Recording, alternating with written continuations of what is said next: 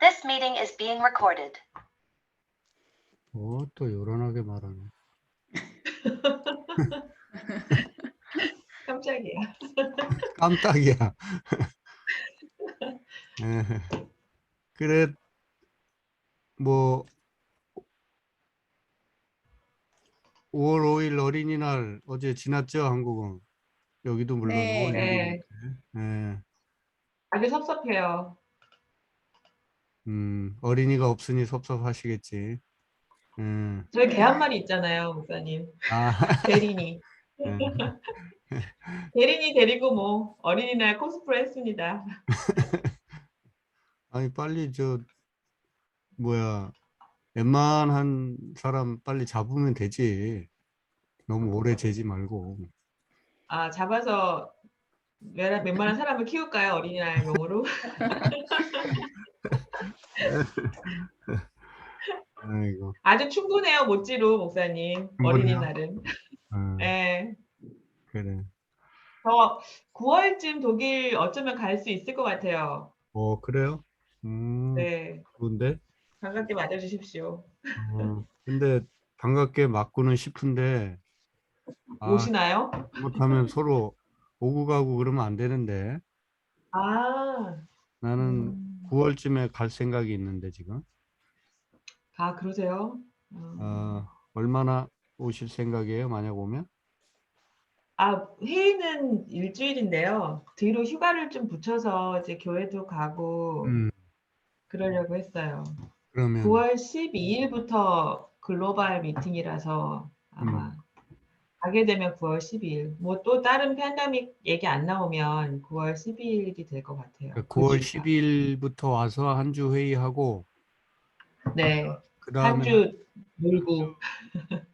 한 주? 그 다음에 해봐야 한 주? 그 지금 생각은 욕심은 2주 더해서 3주인데요. 이제 그럼 회사가 그만 나오십시오. 그럴까봐 지금 예. 생각하고 있어요. 오케이, 알았어요. 그 마음은 알지. 예. 뭐 만약에 오신다 그러면 그때 있으면은 내가 같이 좀 지내면 제일 좋고, 만약에 내가 9월 10월에 지금 7년 만에 이제 그 2015년에 제가 안식월을 한 2달 가졌거든요. 근데 이제 네. 또 7년이 지나서 한 2달 정도 가지려고, 그래서 9월 10월에 한국에 네. 있을 가능성이 많은데, 뭐 네. 여기 와서 나 없는 외로운 독일도 좀 경험해 보시고, 그다음에 만날 만날 시간은 뭐 한국에서 9월 초에 만날 수 한국에서 뵈면 되겠네요. 그럼 네. 또 10월 달에 만날 수도 있고, 그러니까 만나기는 네. 만날 텐데, 걱정이네. 독일에서 이제 한국 돌아가시고 독일에 다시 오시는 거 처음일 때 내가 공항에 가서 피켓 들고는 못 서 있더라도 충분히 맞아 드려야 되는데, 여기서. 그래서 그렇지 뭐. 그러게요. 네.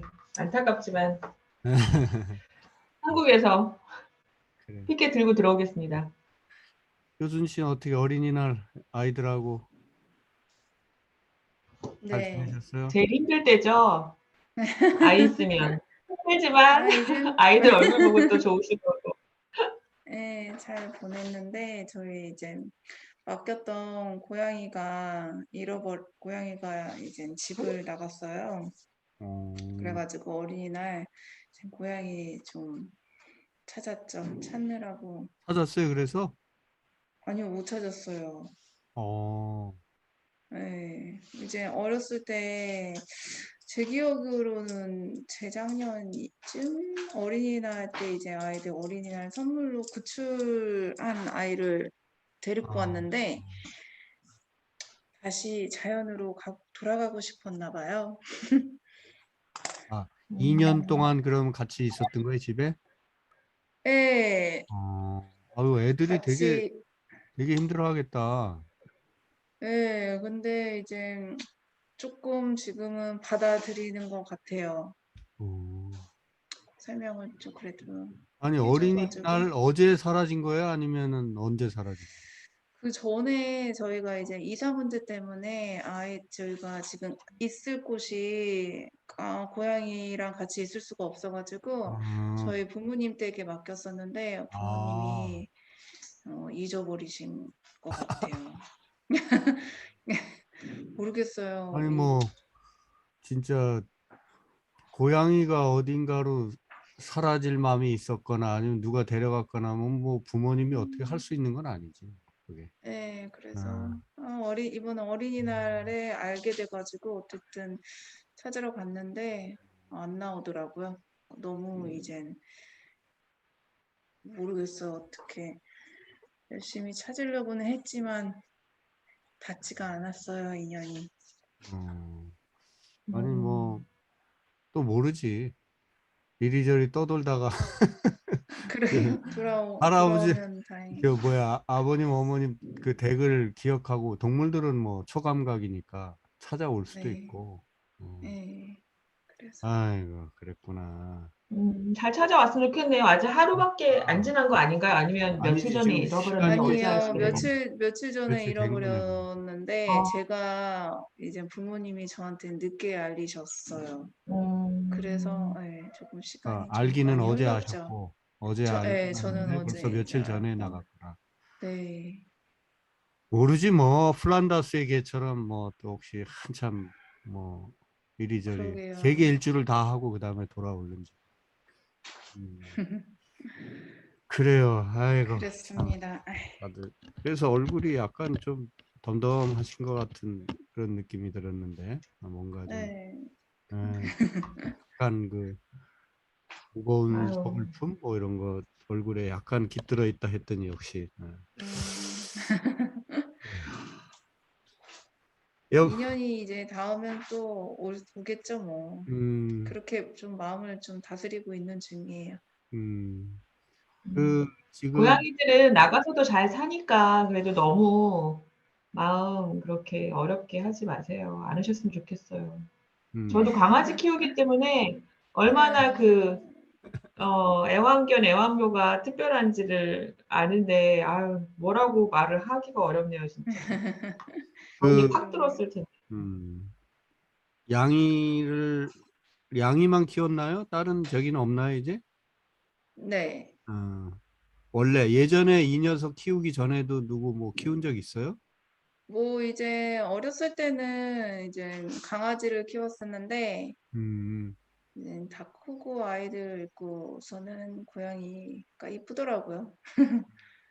그랬구나. 애들 때문에도 아니고 우리 효순 씨가 더 마음이 가 있었네. 보통 그런 것 애들이 막 같아요. 졸라가지고 그런 경우도 있잖아.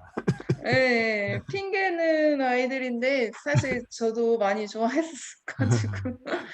그래. 아이고 참. 에이구 쉽지 않아.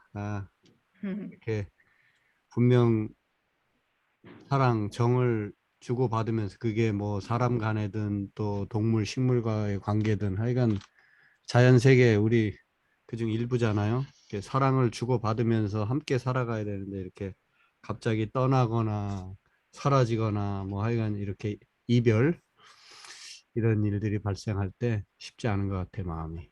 예. 하여간 그러게요. 힘을 내시고 예. 그래도 네, 잘 살깁니다. 예. 네, 감사합니다.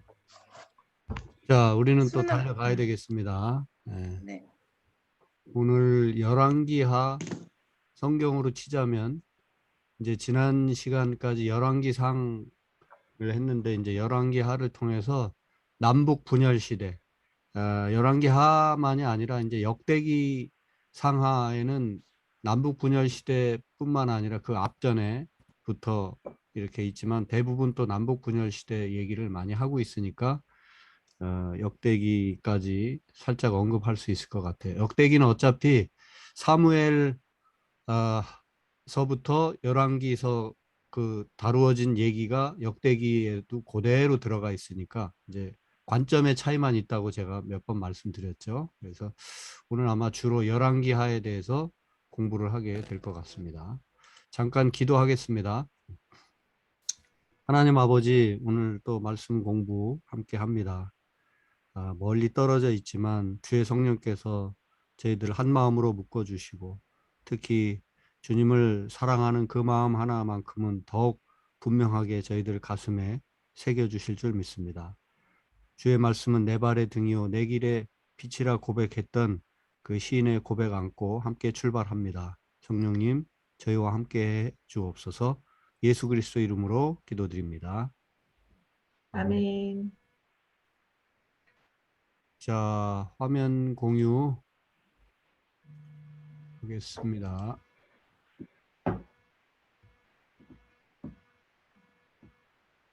보이시죠? 네, 잘 보입니다.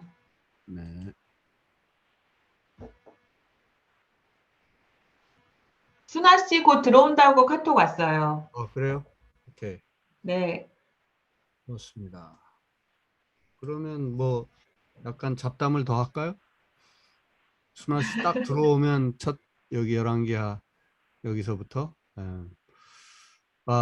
잡담이라기보다는 성경 어디들 읽고 계셔요? 효순 씨는 어디 읽어요 지금? 저는 11기 이제 상 시작했어요. 이제 네네. 11기상 근데 오늘 11기 한데 그렇구나. 빨리 읽으세요. 11기상 재밌어요. 이제 11기 하까지 들어가면 아주 좀 복잡해지거든.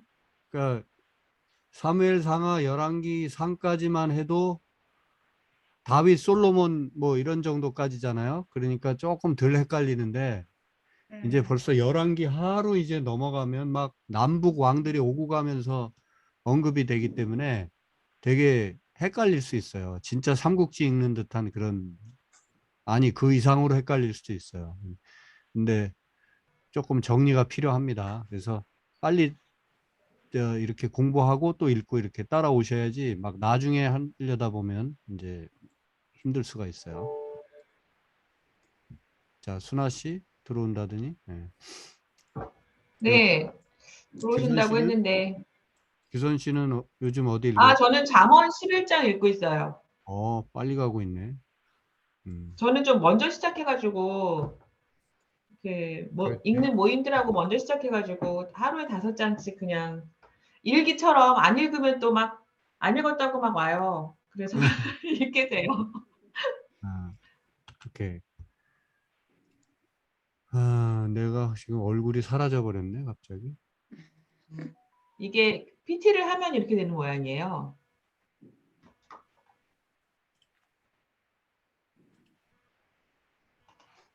안 되네. 이거 참. 이 젊은 얼굴로 그냥 보이라고 그러는 건가?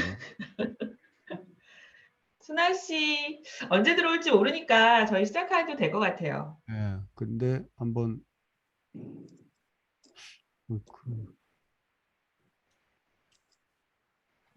이게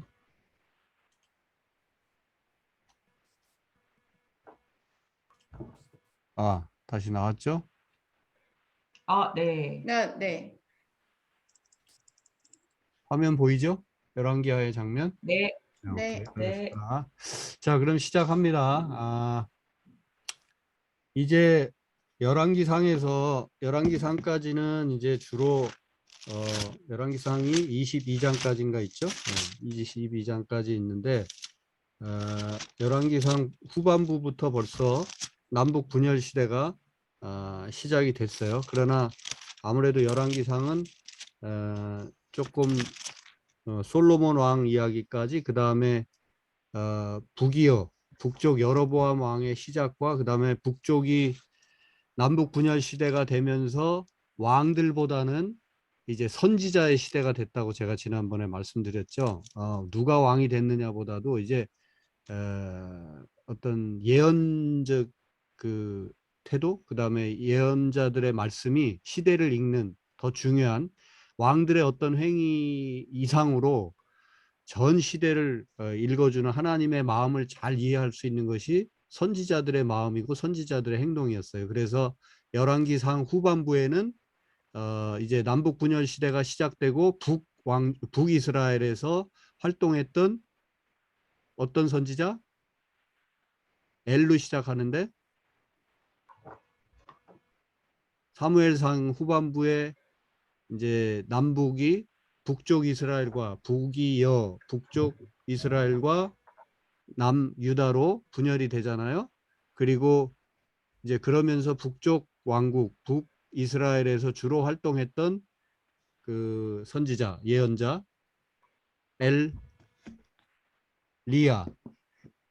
엘리야라는 선지자 이야기가 나오죠. 열왕기상 후반부에는. 그리고 이제 엘리야의 제자 그 바통을 이어가지고 엘리사 이름도 비슷하죠.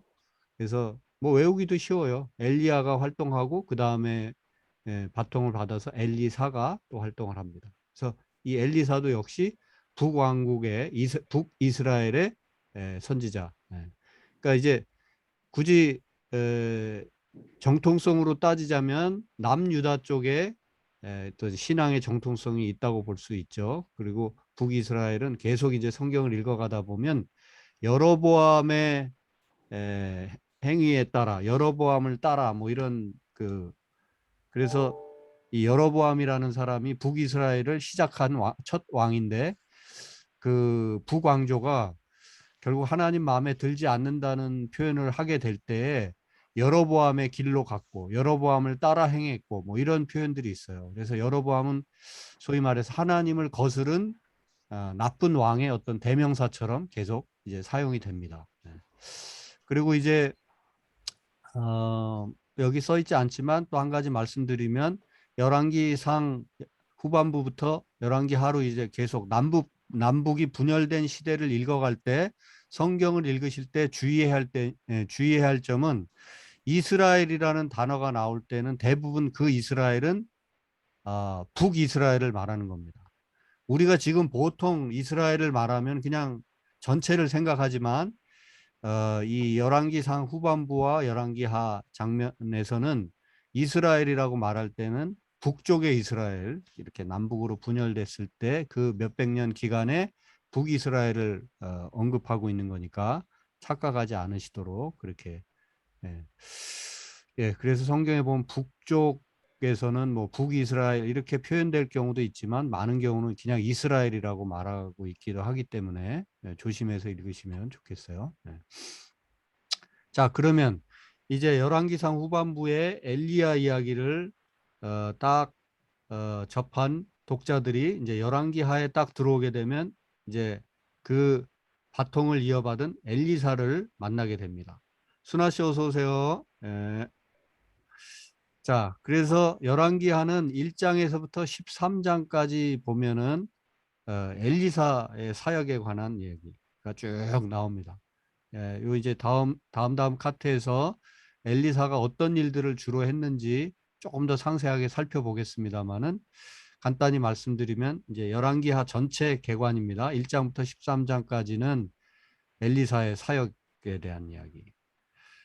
그런데 이제 엘리야가 열왕기상 후반부에 엘리야 선지자 만날 수 있잖아요. 근데 엘리야 선지자랑 비교해서 엘리야는 불의 선지자라고 한다면 불 같은 선지자였다면 엘리사는 약간 뭐 물 같은 아니면 뭐 바람 같은 그런 선지자입니다. 그래서 불같이 역사한 엘리야에 비해서 자비롭게 역사한 엘리사 이렇게 정리해 볼 수가 있겠습니다. 그래서 엘리야가 율법과 심판 그래서 준엄을 상징하는 선지자라면 이 엘리사는 은혜, 사랑, 온유 이런 것들을 우리가 한번 생각해 볼 수 있는 그런 느낌을 더 많이 주는 선지자입니다. 물론 이것이 다르지 않죠. 결국 또 시대가 사람을 만들죠. 엘리야는 이제 불같이 더 싸워야만 했던 그런 상황 속에 있었고 엘리사는 이제 스승의 바통을 이어받았지만 뭔가 좀 더 따뜻하게 안고 가야만 했던 그런 선지자였습니다. 그런 것들을 한번 열왕기상 후반부와 열왕기하 초반부를 이렇게 읽어가시면서 특히 엘리사의 어떤 공통점과 또 차이점 이런 것들을 느끼시면서 읽어가시면 성경을 재밌게 읽을 수 있습니다. 공통점이 훨씬 더 많아요, 사실은. 제가 이렇게 분류를 일부러 이렇게 약간의 차이를 두고 한번 읽어보시라고 말씀을 드리지만, 읽어보시다 보면 비슷한 내용이 엘리야 선지자가 행했는데 엘리사도 똑같이 행하고 있네, 이런 것들이 훨씬 더 많을 겁니다. 그러나 어쨌든 그런 또 차이점이 있다고 하는 거 또 좀 보시면 좋을 것 같고요. 그 다음에 뭐 13장까지 엘리사 얘기지만 결국 더 범위를 확장하면 1장부터 17장까지는 이스라엘이 얼마나 부패했는가. 그리고 여기 이스라엘은 이제 그 뭐죠? 북이스라엘이라고도 말할 수 있고요. 예. 그리고 얼마나 부패하고 얼마나 많이 이렇게 중심이 없이 흩어져 있는가 하는 것을 이 17장까지 내용을 통해서 만날 수 있습니다. 그래서 한마디로 말하면 이제 인간이 만든 종교를 조심하라는 거죠. 무슨 얘기예요? 북쪽의 초대 왕인 여로보암 왕이 이제 남쪽으로 가서 남쪽에 이제 그 신앙의 중심지가 있다 보니까 예루살렘 성전이나 그렇죠?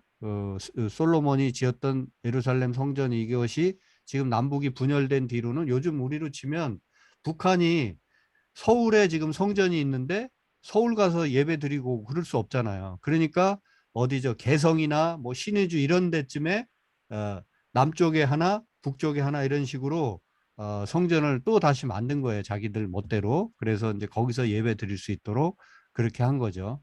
그런데 이제 그거가 하나님 보시기에 좋지 않았다는 얘기입니다.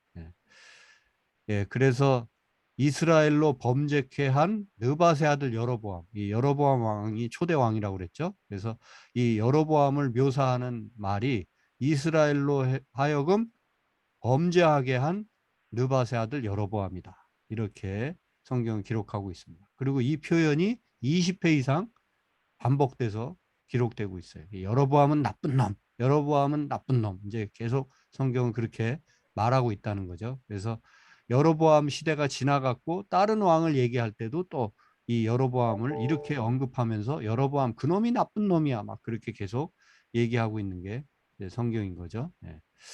자, 그래서 결국 이스라엘이 부패했는데 결국 이스라엘이 멸망하게 되는, 북이스라엘이 멸망하게 되는, 그래서 열왕기 하에 벌써 17장 이제 가면은 북이스라엘이 분열된 이스라엘이 남북으로 북이스라엘과 남유다로 분열됐는데 몇백 년 안 가서 다시 북이스라엘은 완전히 멸망했어요. 아시리아한테 멸망하게 됩니다. 그게 이제 17장에 나오게 되죠. 아수르에 사로잡혀 갔다. 자, 그리고 벌써 18장에서부터는 이제 북이스라엘은 흩어져 가고 남유다 이야기로 다시 이제 초점이 맞춰지게 되죠. 남유다는 아직 살아남아 있는데 남유다도 한 150여 년쯤 더 지나가게 되면 바벨론에게 이제 포로로 끌려가게 되겠죠. 차이가 있다면 북이스라엘은 완전히 거의 뭐 무한정 분산. 근데 유다는 시기적으로도 70년간 바벨론 포로에 끌려갔다가 3차에 걸쳐서 포로들이 물론 다 돌아온 건 아니지만 포로 귀환이 이루어집니다. 그래서 유다는 흩어졌지만 어느 정도 다시 이렇게 회복되는, 시기적으로도 70년 지난 뒤에 뭐 꽤 많은 시간이 흘렀지만 그래도 70년 지난 뒤에 돌아오는 역사가 이제 성경에 기록되고 있는데 북이스라엘은 없어요. 그런 이야기가 그냥 아수르한테 멸망한 겁니다. 포로로 끌려갔다 나중에 돌아오고 이런 얘기가 없어요. 그래서 북이스라엘은 무한정 분산이고 이제 남쪽 유다는 70년간 흩어져 있다가 쫓겨가 있다가 끌려가 있다가 다시 돌아오게 된 역사. 이렇게 자, 요 얘기가 열왕기하가 되게 중요한 게 이렇게 남북 분열 시대의 후반부, 그 다음에 남북 분열됐던 중에 북이스라엘이 멸망하는 이야기, 그리고 멸망하고 남쪽 유대가 혼자 남아가지고 또 얼마나 하나님 마음을 힘들게 하는지, 그래서 유다의 거역 및 마침내 유다도 또 바벨론 포로로 끌려가게 되는 그런 얘기까지. 역사의 대격동기가 여기 다 담겨 있어요. 그러니까 열왕기하를 열왕기 상하 요 상부터 시작해서 열왕기 상 특히 중반부부터 열왕기하 끝까지 여기에 역사의 어떤 그 대변곡점이 한 두세 차례 여기 중요한 변곡점이 들어가 있다는 것을 아시고 주의 깊게 이렇게 읽어보시면 좋겠어요. 네.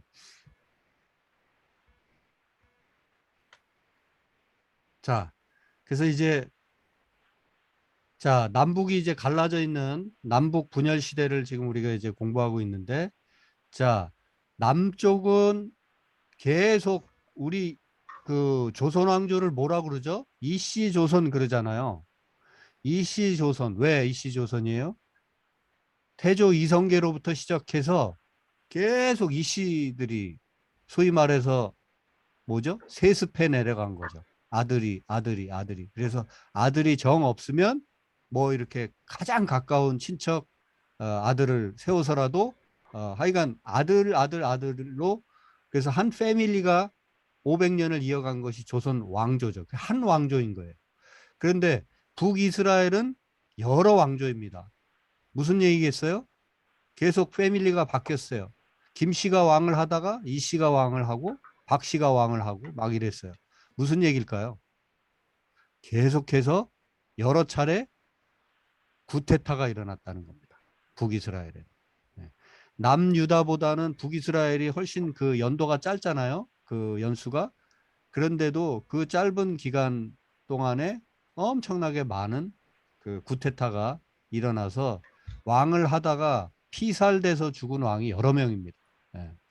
뭐 당연하겠죠. 구테타를 일으켰는데 지금 현재 왕을 그대로 살려두고 구테타 말할 수 없죠. 반드시 현재 왕은 부패한 정권, 정치의 상징이기 때문에 왕은 반드시 죽어야만 했고, 예. 그리고 이제 새로운 자가 다시 왕이 돼서 나라를 다스리고 이게 이제 북이스라엘이었는데 북이스라엘에 여러 왕조가 있었는데 그 대표적인 왕조가 오므리 왕조예요. 그리고 또 하나의 대표적인 왕조가 예후 왕조입니다. 예. 그래서 오므리 왕조는 오므리, 아합, 아하시아, 여호람 요 시대가 오므리 왕조고요. 그리고 예후 왕조는 예후가 이제 또 반란으로 일어나서 예후, 아하스, 요아스, 여로보암 2세, 스가랴까지 여기가 예후 왕조인데 요 앞뒤로 사이사이에 뭐 다른 왕조들이 있지만 뭐 왕 한 번밖에 못하고 뭐 두 번밖에 못하고 한 번 해도 뭐 이틀 만에 폐위되기도 하고 몇 달 만에 폐위되기도 하고 막 여러 왕조들이 계속됐는데 이렇게 비교적 한 3대 4대 이상 내려가면서 나라가 좀 안정을 찾고 이렇게 제법 규모 있게 돌아갔던 왕조가 오므리 왕조와 예후 왕조이고요. 그리고 바로 이 오므리 왕조 시대 때 예언한 선지자가 엘리야입니다. 열왕기상 후반부에 나오는 선지자 엘리야. 그리고 엘리야의 바통을 이어받은 그의 제자 엘리사가 활동한 왕조는 예후 왕조입니다. 네. 그렇게 이제 좀 머릿속에 넣으시고 전체 이렇게 소위 폼을 어느 정도 이럴 때는 참 일본말이 참 우리한테 잘 다가오는데 이 왁구를 먼저 프레임을 영어로 하자면 프레임이고 일본어로 하면 왁구죠. 자, 이 프레임을 어느 정도 스트럭처를 어느 정도 가지고서 읽어가시면 성경을 읽으실 때 훨씬 도움이 되고 덜 헷갈립니다. 자, 그래서 이제 오므리 왕조의 대표 예언자 엘리야 그리고 엘리야의 바통을 이어받은 엘리사는 예후 왕조라고 했죠. 그래서 그 예후 왕조가 시작되고 엘리사의 활동을 주로 기록한 것은 열왕기하 9장에서부터 14장까지의 내용이라고 할 수 있습니다. 자, 조금 자세히 볼까요? 엘리사는 선지자 생도 중 하나를 길르앗 라못으로 보내서 예후에게 기름을 붓게 하죠. 이게 9장에 나옵니다. 자, 그러니까 예후의 어떻게 보면 그 정당성, 그러니까 예후 왕조의 최소한의 정당성이 이제 엘리사가 생도 중 하나를 보내서 이 예후에게 이제 기름 붓는다는 것은 앞으로 왕이 될 사람.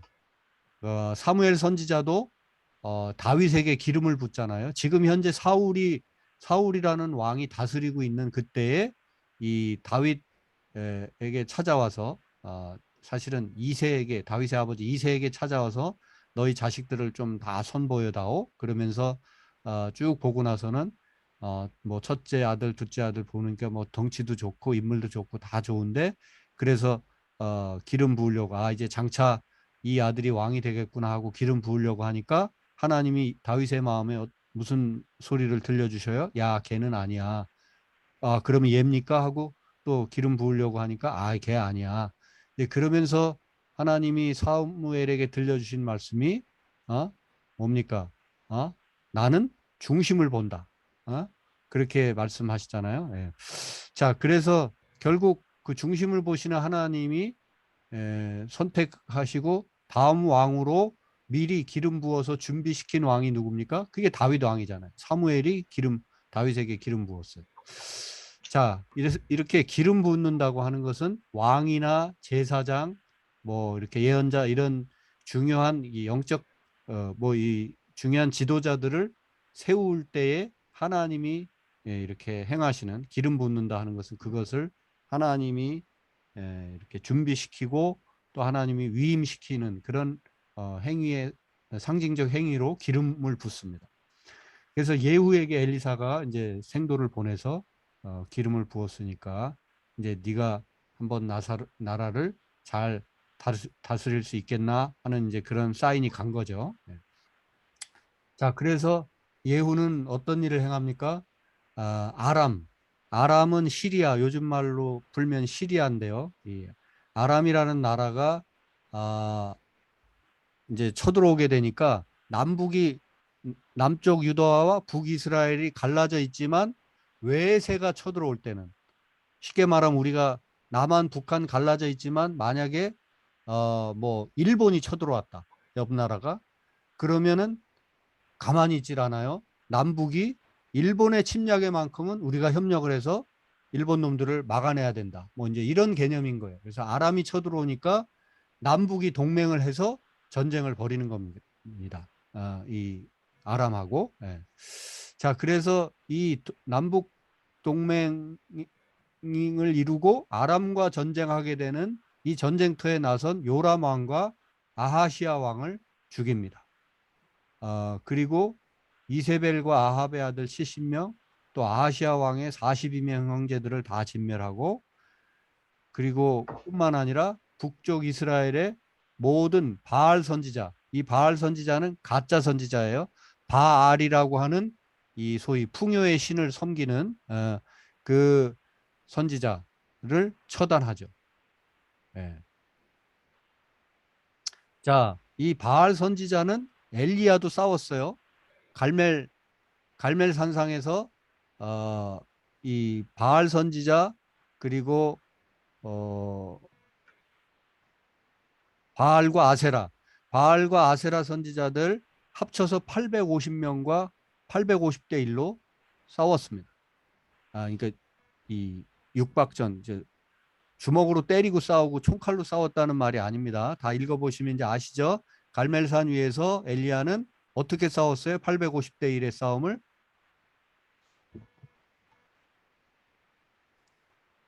기도해서 그렇죠. 하늘에서 기도하죠. 네. 이거 어떻게 했어요?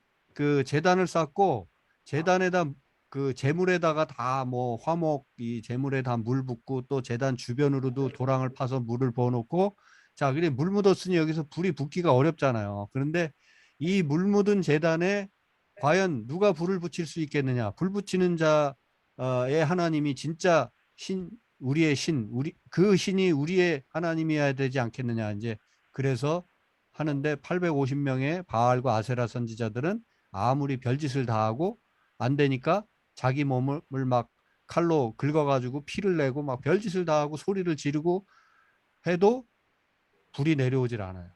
그런데 엘리야는 그냥 하나님 앞에 하나님의 영광이 드러나야 되지 않겠습니까? 하나님이 이제 불을 주셔야 되지 않겠습니까? 간절히 기도하게 될 때 하늘에서 불이 내려서 그 제단에 물 묻은 제단이 불이 붙게 되는. 그러면서 완전히 그 가짜 선지자들 850명을 완전히 무릎 꿇리고 이렇게 제압을 하는 이제 그런 이야기가 있었죠. 예. 근데 역시 그래도 여전히 그 바알 선지자들이 여전히 기승을 부리고 있었다는 거죠. 예. 그래서 남아있던 모든 바알 선지자들을 또 처단하는 그런 그 스승의 바통을 이어받아서 아주 훌륭한 일을 했어요. 그래서 아주 훌륭한 일을 했지만 그러나 한계 단과 베델의 금송아지를 제거하지 않고 여로보암 방식을 그대로 쫓음으로써 이스라엘이 하나님 앞에 돌아서게 하는 일에 실패했다. 그러니까 예후가 많이 좋은 일을 했어요. 엘리사의 기름 부음을 받고 좋은 일들을 많이 했지만 그러니까 새로운 역사를 이루기 위해서 애를 썼지만 이거 여로보암 방식은 완전히 제거하지 못했다.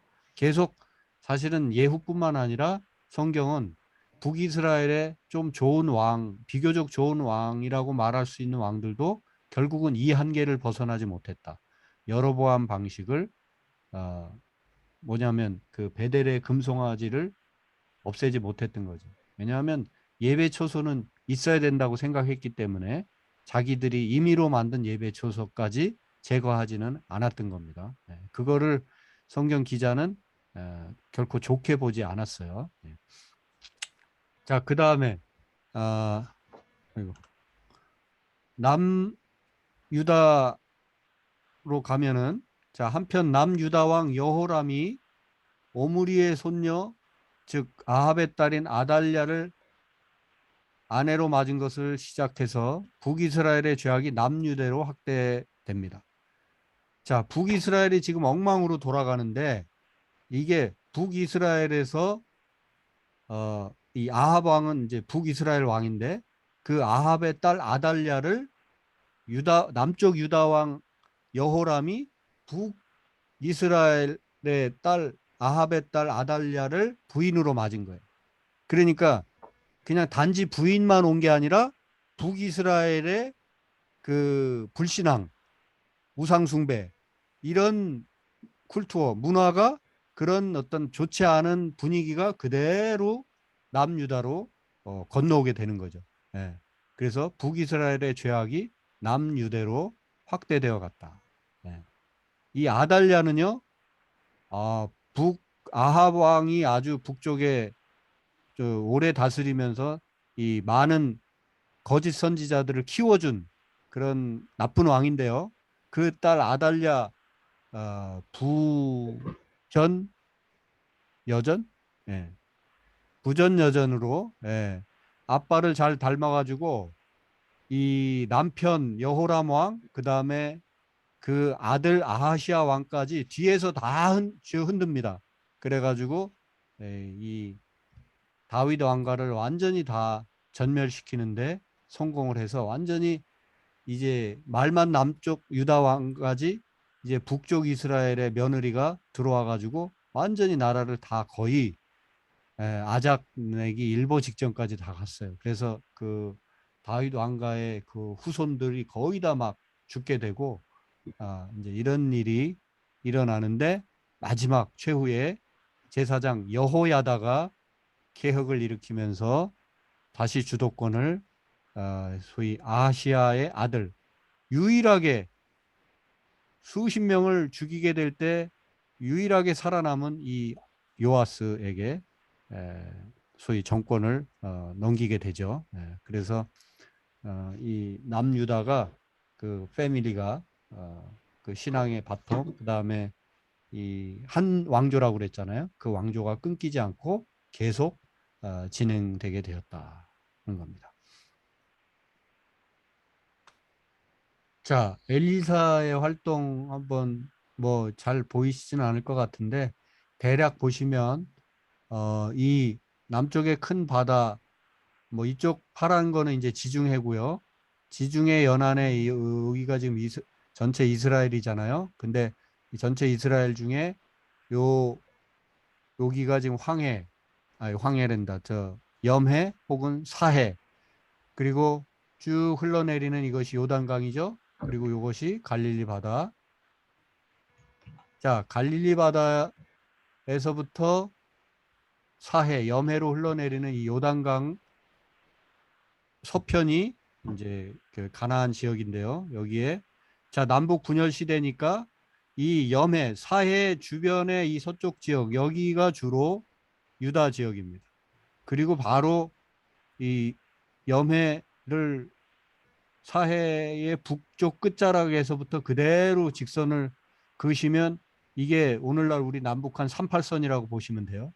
그래서 요 정도 그 소위 사해 위쪽으로 대부분에서 갈릴리 바다까지 이쪽 대부분은 북이스라엘 지역이다. 이렇게 생각하시면 됩니다. 그러니까 보시면 다 이 엘리사가 이 북이스라엘 지역을 왔다 갔다 하면서 사역했다는 것을 볼 수가 있죠. 이 빨간 화살표가 여기저기 다니시면서 했던 일들 그 도표입니다. 네.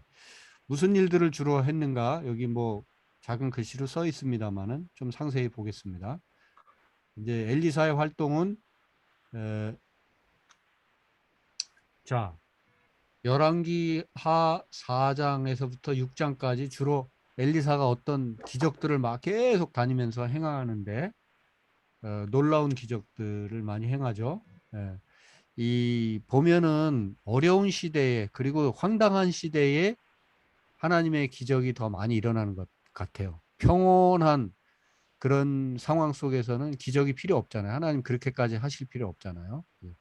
그래서 우리 오늘날 21세기에도 우리 그냥 평온하게 한 교회를 로컬 처치를 사역하는 저 같은 사람들, 저는 물론 한국에서 파송한 독일 선교사로 파송을 받아서 한인교회 목회를 하고 있지만 이제 뭐 아프리카 어디 뭐 케냐라든지 뭐 어디 이런 데 가서 사역하시는 또 이제 동남아시아 뭐 이런 어려운 나라에 가서 사역하시는 분들 그런 선교사님들도 계시잖아요. 타문화권 선교사들. 예. 저도 물론 타문화권이지만 이제 타문화의 한인 목회를 하는 선교사니까. 근데 저 같은 사람한테서는 우리가 흔히 말하는 기적이 잘 없어요. 기적이. 이제 기껏해야라는 표현이 좀 이상하지만 좀 죽으려고 했던 또 되게 많이 아팠던 교우가 함께 기도하는 중보 기도하는 중에 놀랍게 회복하는 뭐 이런 기적 정도는 일어나죠.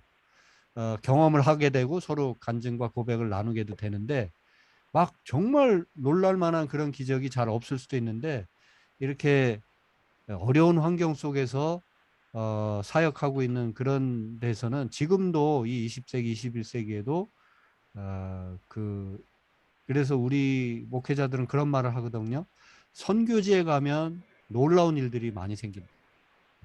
그래서 그러니까 이제 그게 어떤 그 사람이 초능력자여서가 아니라 예를 들면 저 같은 사람도 뭐 기적을 그다지 그렇게 썩 막 좋아하지 않는, 왜냐하면 이제 제가 기적을 안 좋아한다는 말도 오해가 없길 바라는데 너무 이제 한국 교회가 그런 황당한 기적에 이렇게 경도되어 있는 그런 부분이 많기 때문에 제가 그걸 싫어하는 거지. 하나님의 놀라운 역사는 오늘도 계속 일어나고 있습니다. 근데 이제 그래서 저같이 이성적이고 되게 이렇게 좀 차분하게 기적이나 어떤 신비함 이런 것들을 최대한 이렇게 누르려고 하는 사람도 어떤 특정한 어려운 지역에 가게 되면은 그냥 손을 대면 막 주저앉았던 자가 일어나고 그 다음에 막 또 그 아파하던 못 걷던 사람이 일어나게 되고 못 듣던 사람이 듣게 되는 이런 놀라운 역사가 지금도 일어납니다.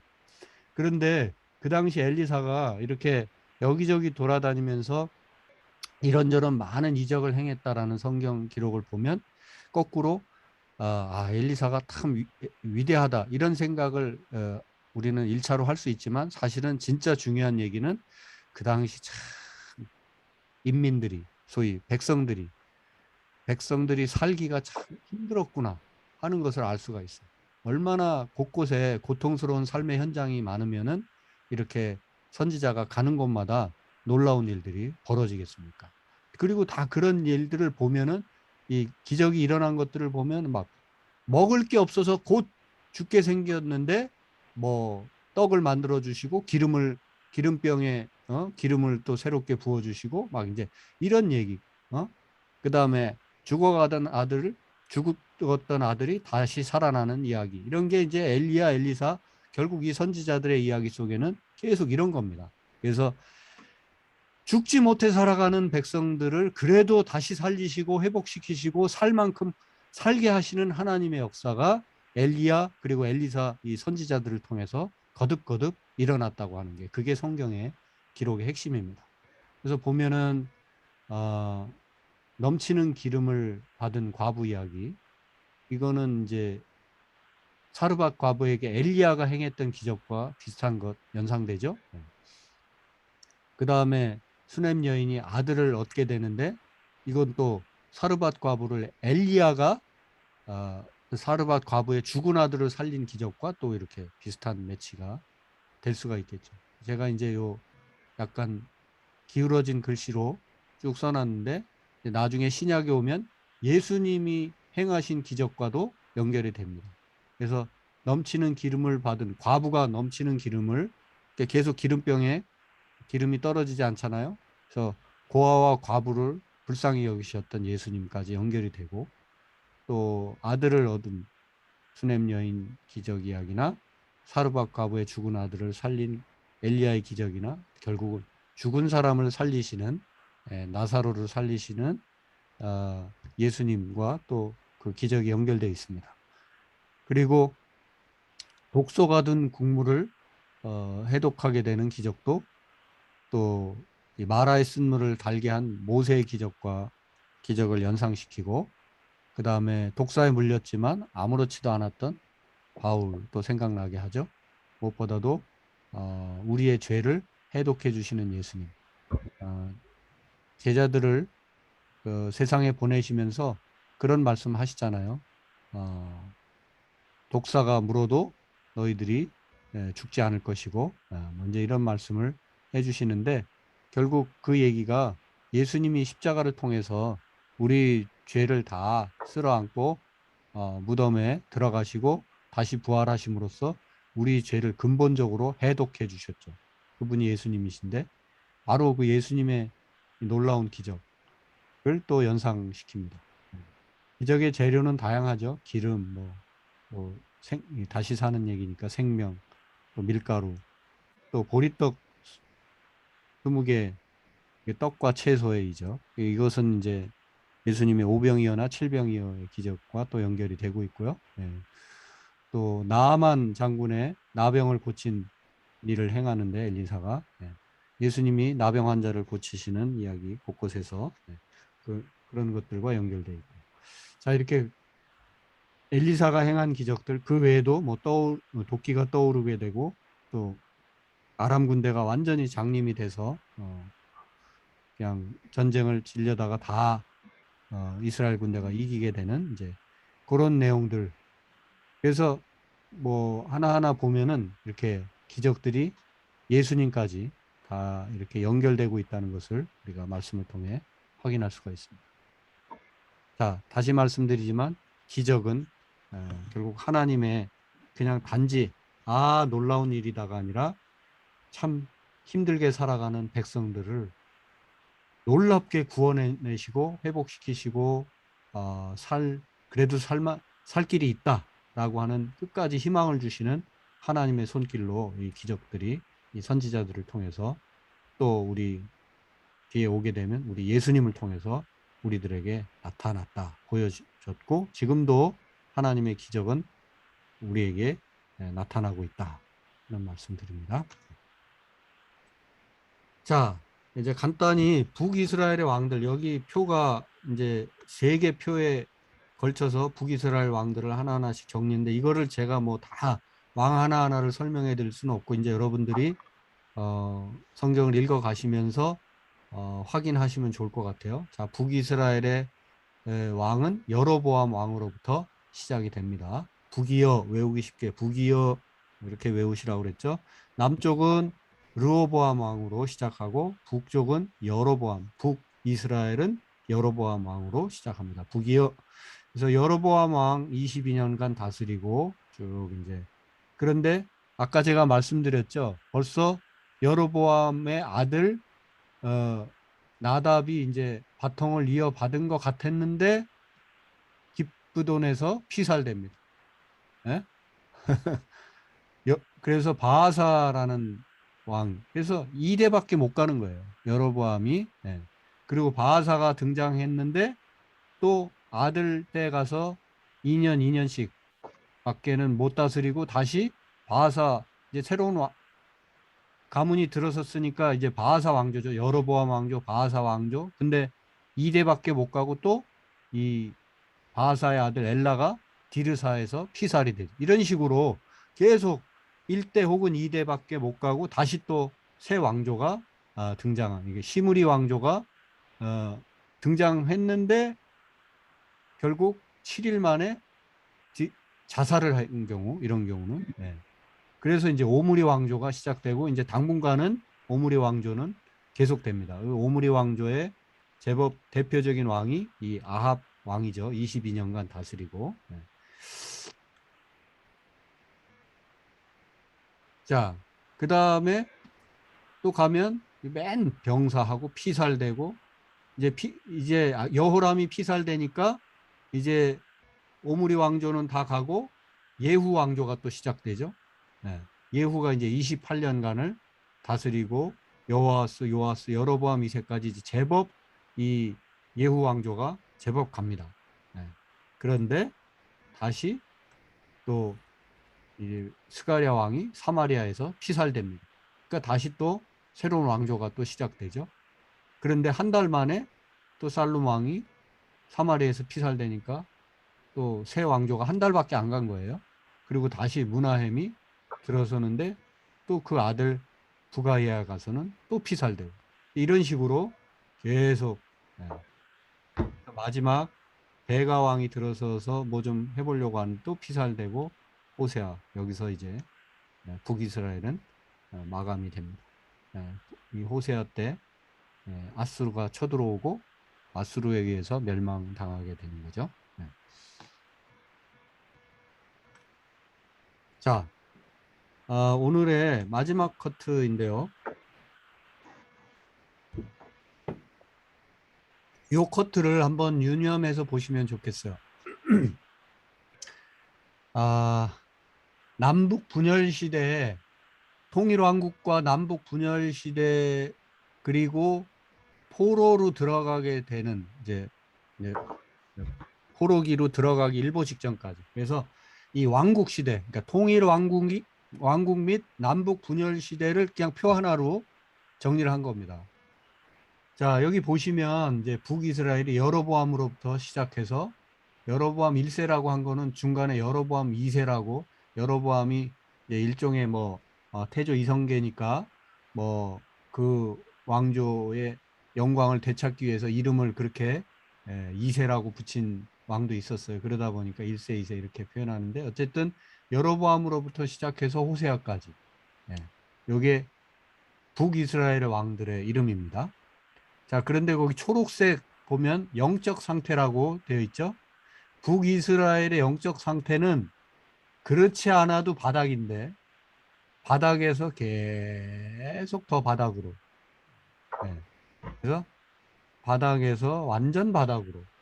이게 이제 성경이 보는 북이스라엘의 어떤 평가입니다.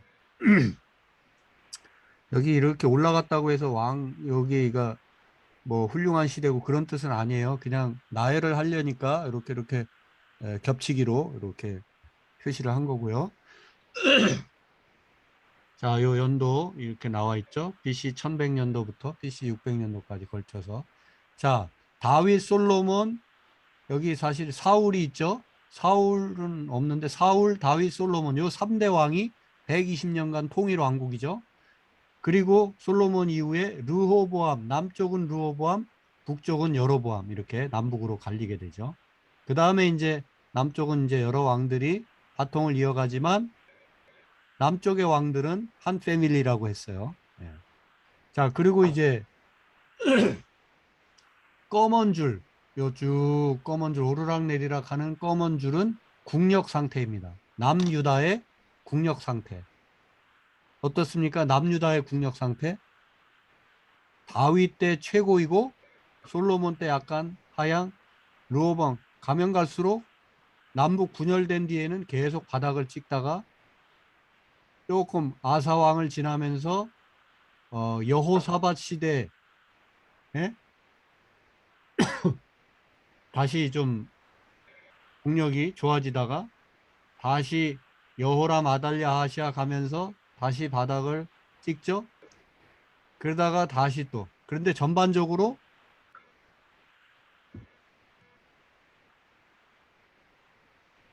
상향이 아니라 전반적으로 하향 곡선을 그리고 있어요. 남유다도.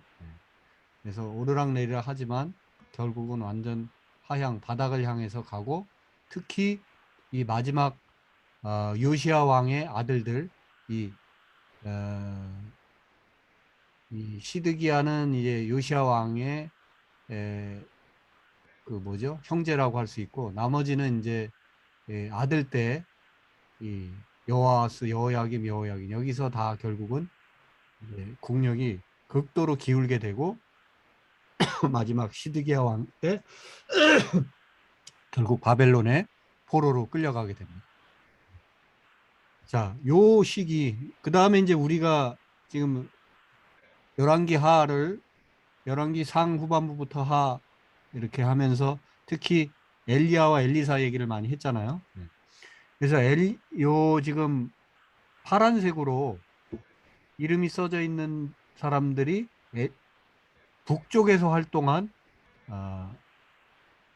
예언자들이다 이렇게 보시면 됩니다.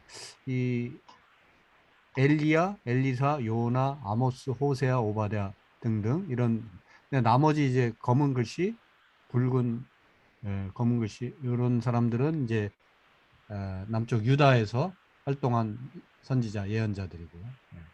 그렇게 이제 남북으로 갈라지기 전엔 사무엘 그 다음에 다윗의 흠집을 와서 지적했던 나단 선지자가 있고요. 자, 그래서 요 시기에 따라서 그대로 맞춰진 거니까. 그래서 이렇게 보시면은 엘리야 선지자가 활동할 때 바닥이었는데 활동하면서 조금 좋아지죠. 네, 그렇게 보시면 좋겠어요. 그 다음에 바닥일 때 엘리사 선지자가 활동하니까 조금 나라가 또 이제 다시 회복하는 기미를 보이게 되지만 그래서 대체로 이 어려운 시대로 점점 남유다도 가고 있는데 이 어려운 시대에 예언자들이 적극적으로 활동하고 있는 모습을 우리가 확인할 수 있습니다. 네, 요 표를 한번 보시고요. 그래서 10시가 됐네요. 정각.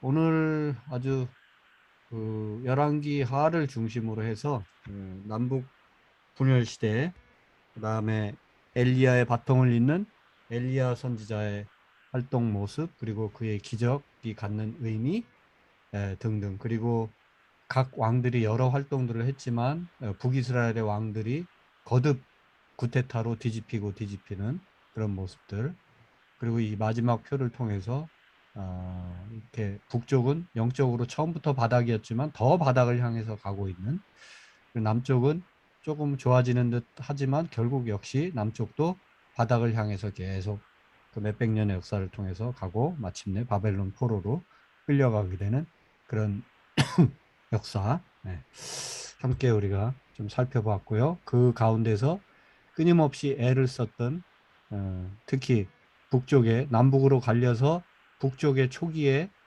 영적으로나 또 여러 가지 어려운 시기에 적극적으로 활동했던 엘리야와 특히 오늘은 엘리사에 대해서 이렇게 생각을 해봤습니다. 네, 여기까지.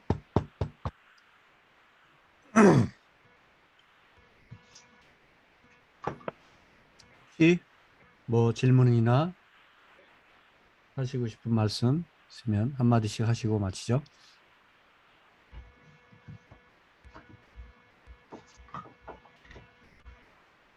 자, 마이크 활성화 시키시고. 순아 씨? 네. 네. 뭔 일 있었어요? 아, 밖에 있었어요. 그러다가 막 들어왔는데 컴퓨터가 또 안 되는 거예요. 그래가지고 좀 늦었어요. 죄송합니다. 네. 어, 저는 11기를 읽으면서 느꼈던 건 정말 뭐라고 해야 되나? 우산들과의 싸움이 정말 컸던 것 같아요. 대부분 네. 했던 것도. 그리고 또 이제 아이들에게 저는 엘리사에 관한 거를 아이들에게 이게 성경학교에서도 여름 성경학교에서도 많이 이게 나오죠. 주제 하고 해서 저희 아이들도 엘리사는 기억을 엘리야와 엘리사는 기억을 해요. 맞아요. 그리고 그 재단에 불 붙이는 거 약 올리기보다는 약간 비웃잖아요. 그 바알 선지자들이 막 자해하고 하는데도 니네 신이 자나보다 막 그렇게 하면서 옆에서 막 그렇게 하다가 나중에는 재단에다가 물까지 부으면서 물 부으라고 하면서 이제 그걸 보여주는데 그게 너무 아이들한테는 정말 통쾌했었나 봐요. 그래서 네, 그렇죠. 네. 맞아요. 어려운 시기에 항상 뭐 전쟁 중에라든지 또 극도로 가난해서 곧 굶어 죽을 시점이라든지 막 그 다음에 뭐 질병으로 혹은 아주 극심한 인간관계 절망과 좌절이라든지 이런 때 하나님의 그런 놀라운 역사, 통쾌한 역사가 이렇게 가끔씩 이제 믿음의 눈을 열고 보면 그게 이제 보이는 거지만 믿음이 없으면은 하나님이 거듭 그런 통쾌한 역사를 보여줘도 못 느낄 수밖에 없어요. 하나님의 손길을 보는 눈이 없기 때문에. 근데 이제 믿음의 눈으로 보면 이렇게 곳곳에서 시시때때로 하나님이 놀라운 일을 행하셨다라고 고백하게 되죠. 성경의 이야기는 그런 것 같아요. 특히 엘리야, 엘리사 이 선지자들의 이야기는 가장 어렵고 혼탁했던 그런 시기였기 때문에 그 선지자들의 활동상이 더 드라마틱하게 성경에 드러나고 있는 것 같습니다. 물론 이제 시간이 좀 더 지나서 이 포로기로 끌려가기 직전에 뭐 이사야 또 포로기로 끌려가기 바로 직전에 에레미야나 또 끌려가서 에스겔, 다니엘 뭐 이런 선지자들 쪽 가면은 이제는 뭐 선지자들이 뭐라고 해도 세상이 듣질 않고 이 보면은 정말 야 이렇게까지 인간이 강팍해질 수 있는가? 그리고 이제 결국은 끝이 왔구나. 하나님이 다른 길로는 선지자들의 그 행위나 말이나 이런 거로는 더 이상 안 되니까 이제는 주변 강대국을 끌어다가라도 회초리를 쳐서 정신을 차리게 하는 이제 그런 내용까지 가게 되는 거죠. 성경에 이제 그 기본 구도가 이제 그렇게 돼 있는데 어쨌든 이 초기에 특히 엘리야 엘리사는 분열 이 혼잡 시대로 들어가는 이제 약간은 초기 상황에서 훨씬 더 드라마틱하게 하나님이 선지자들의 어떤 액션을 통해서 많은 거를 메시지로 들려주시는 것 같습니다. 애들이 좋아하죠. 유선 씨 어땠어요? 저는 깊이 있게 이제 성경을 저 처음 읽잖아요. 네. 처음 읽다 보니까 이렇게 이제 여러 번 읽으시고 또 아이들을 키우면서 또 그 느끼셨을 만큼의 그런 깊이 있게 반복되는 그런 거는 못 느끼고 계속 이제 읽고만 있는 거예요. 네. 저는 열왕기 읽으면서는 이 다윗의 뛰어남과 다윗 끝까지 좀 사무엘 얘기 좀 듣고 들으면서 좀 그 텐션을 쭉 유지했었으면 좋았을 텐데라는 끝에 안타까움, 아쉬움, 그런 생각 많이 했고 중간에 이름들이 너무 많잖아요. 네. 이렇게 다시 정리해 주시니까 일목요연하게 다시 보이기는 하는데 읽을 때는 눈이 하나도 안 들어오더라고요. 그냥 그러니까 다윗이랑 솔로몬, 로보암만 계속 맴돌고 네. 아우 정말 안타깝다 사무엘 얘기 좀 듣지라고 스토리 듣는 것처럼 저는 그렇게 처음 읽다 보니까 이렇게 소화를 했었던 것 같아요. 맞아요. 이렇게 보니까 이만한 이름이 있었구나 다시 보여져요. 맞아요. 그게 성경 한두 번 읽어서 이게 깔끔하게 정리되면 뭐 얼마나 좋겠어요. 몇 번 읽으시면서 그리고 이제 특히 열왕기상하, 역대기상하 이런 데 읽으실 때는 그 현대어 성경이나 뭐 현대인의 성경이든 쉬운 성경이든 혹은 새번역 성경이든 이렇게 조금 쉽게 번역된 성경을 읽으시면 훨씬 좋은데 특히 저는 현대어 성경을 특히 요 역사서 요 통일호 한국 및 남북 분열 시대 요 부분만큼은 제일 헷갈리지 않게 일단 내용이 헷갈리지 않아야 되잖아요. 정확하게 이해할 수 있어야 되잖아요. 그렇게 잘 이해하면서 시간의 흐름에 따라 또 혹은 남쪽 북쪽 왔다 갔다 하면서 헷갈리지 않게 잘 읽어낼 수 있으려면 여기는 진짜 제일 의역을 많이 하고 설명을 제일 많이 붙여준 현대어 성경을 읽으시면 딱 좋아요. 그러면 정말 도움이 많이 될 겁니다. 네. 예. 스테파니 잠깐 나갔다 네, 돌아오셨나요? 네, 저기 어머님이 오셔가지고 네. 자, 같았습니다. 한마디 하시고 끝내시죠. 우리 이제 벌써 시간 많이 지났는데. 네. 어땠어요? 제가 중간에 나갔다 와가지고 음. 근데 이렇게 보니까 정말 많은 왕들이 가야 할 길이 너무 많은데요. 저는 지금 다윗하고 솔로몬만 아는데 네. 아니, 큰일 났네. 다윗 솔로몬을 정확히 알면 나머지 왕들은 왕 하나하나를 우리가 배우는 거 아니거든요. 성경에서는 하나님이 이 왕들을 통해서 어떻게 역사하시는지, 그 다음에 왕들을 북쪽 같으면 여러 왕이 나와도 계속 여로보암과 같이 행했다 해서 결국 한 왕을 잘 알면 돼요. 그리고 남쪽은 결국 여러 왕을 얘기하지만 다윗의 길로 행했다. 그래서 다윗 왕처럼 행했느냐 안 행했느냐 그게 중요한 포인트가 되고 북쪽 이스라엘 왕들은 북쪽 잘못 시작된 왕조인데 여로보암 그놈 나쁜 놈인데 그 뒤에 왕들도 뭐 이러저러한 사건들이 있고 일들이 있지만 결국 여로보암의 길로 행했다. 여로보암과 같이 행했다. 뭐 이런 식으로 표현되거든요. 그래서 그것들 보면서 이제 그리고 이제 오늘은 특히 선지자 바통이온 엘리사까지 우리가 공부했으니까 그 어려운 시대에 왕들은 지멋대로 행하고 별짓을 다 하고 나쁜 짓을 다 하지만 거기에 하나님의 스피커 역할을 하는 선지자들은 계속해서 이렇게 살아야 된다. 이것이 하나님의 뜻이다라는 것을 거듭거듭 들려주시거든요. 결국 오늘날 우리도 마찬가지죠. 무슨 대통령이나 뭐 수상이나 뭐 누가 얼마나 훌륭하면 얼마나 훌륭하겠으며 정치의 한계가 있잖아요. 그런데 바로 그런 시대에 정치는 개판을 쳐도 우리 하나님의 백성들은 하나님의 음성을 들으면서 정도를 걸어가면 결국 그것이 하나님이 이 역사를 바꿔가는 그런 어떤 수단이 되고 통로가 된다 하는 것을 말씀을 통해 우리는 배울 수가 있어요. 그걸 배우면 됩니다. 왕들 하나하나 뭐 어떻게 행했는지 이것은 잘 모르셔도 돼요.